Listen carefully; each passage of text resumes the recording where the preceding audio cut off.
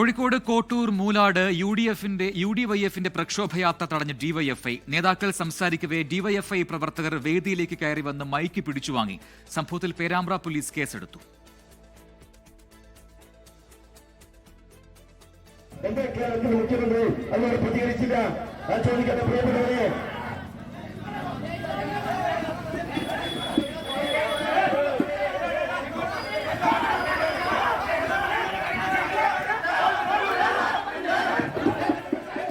Vote കൊള്ള ആരോപണത്തിൽ മുഖ്യമന്ത്രിയുടെ മൗനത്തെപ്പറ്റി യൂത്ത് കോൺഗ്രസ് നേതാവ് നാസ് മാംബോയിൽ സംസാരിച്ചപ്പോഴാണ് ഡിവൈഎഫ്ഐ നേതാക്കൾ വേദിയിലേക്ക് ഇരച്ചെത്തിയത്.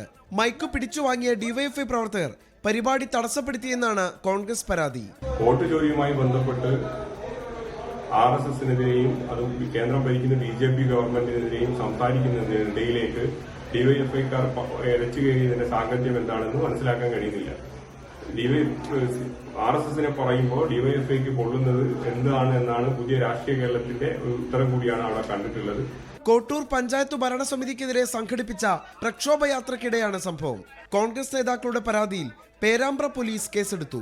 24 കോഴിക്കോട്. ലോകത്തെവിടെയായാലും ഏത് സമയത്തും 24 വാർത്തകളും ഓഗ്മെന്റഡ് റിയാലിറ്റി പാക്കേജുകളും എക്സ്പ്ലെയിനറുകളും വിശദമായി കാണാൻ ഞങ്ങളുടെ യൂട്യൂബ് ചാനൽ നിങ്ങൾക്ക് സബ്സ്ക്രൈബ് ചെയ്യാം.